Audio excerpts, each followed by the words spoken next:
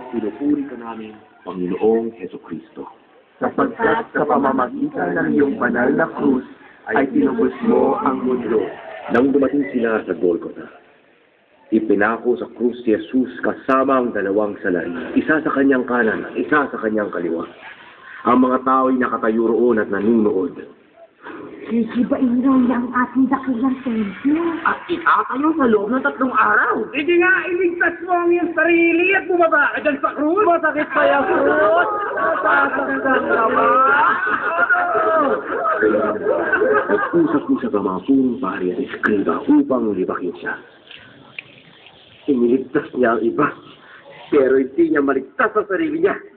Bumaba nga dyan mula sa krus ang Kristo ang hari ng Israel para naman makita namin ang kapangyarihan mo at sumampalataya kami. Ano Kristo?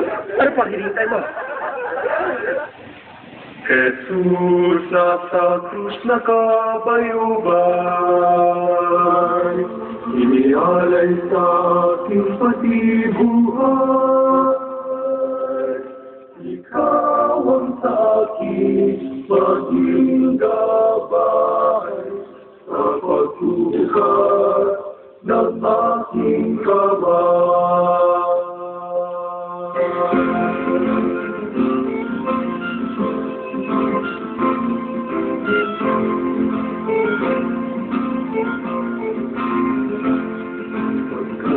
Anak ko ay ikaw, sa kapwa ko kita matatanaw.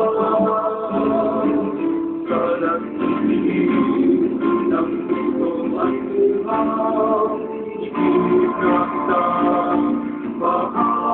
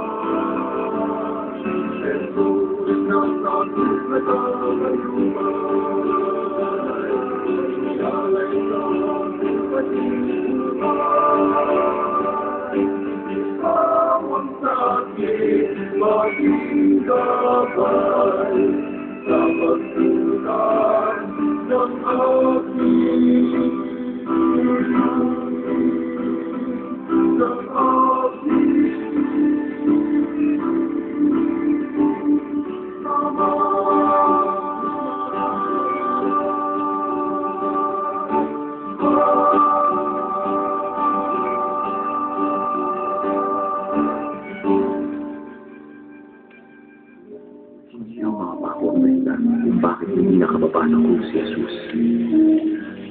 Hindi siya bumaba sa krus, hindi dahil sa pakong bakal, kundi dahil sa pangako ng pagmamahal. At matibay na kumapit si Jesus sa krus. Masasabing hinagkan pa niya ito dahil sa tindi ng kanyang pag-ibig sa Diyos Ama at sa ating lahat, at dahil sa pananalig niya sa kanyang mga inuwi. siya naging dahilan ng kanyang pagpapakasakit. Ang mga hindi nakakaintindi nito, ang hindi nakakaalam ng kwento natin mga Kristiyano, ay sigurado nagtataka. Nagugulumihanan, naiiskandalo pa siguro dahil ang pinili natin bilang isa sa mga pinakamakapangyarihang simbolo ng ating pananampalataya ay ang Panginoon. Isang nakasihindig, nakakapagparindig balahibong paraan ng pagpaparusa at pagkamatay. Mga barbaro ba tayong nalalasing sa anin mula sa karahasan? Bakit natin parang ipinaganap ang krus? Ito ay dahil ang tunay na ipinagmamalaki natin ay ang pag-ibig ng Diyos natin. Pag-ibig sa atin na hindi nadais ng krus. Hindi ba tayo karapat-dapat sa pag-ibig nito? Binibigay sa atin ito ng ating Diyos bilang biyaya. Tayo ay tunay na pinagpalang.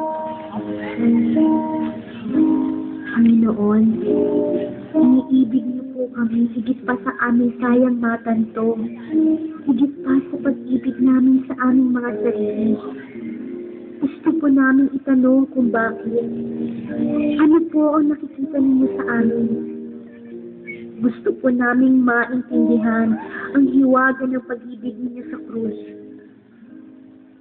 Ngunit alam po namin na ang pinakamahalaga ay hindi na maging malinaw ang lahat ng ito sa aming pag-iisip. Hindi na ang matanggap ito sa aming mga puso. At tuon alagaan at palaguin para maipaabot at maipahagi sa iba. Luwalhati sa Ama, sa Anak, at sa Espiritu Santo. Kaparan nung sa unang-una, ngayon at magpakailanman, magpasawalang hanggan. Amen.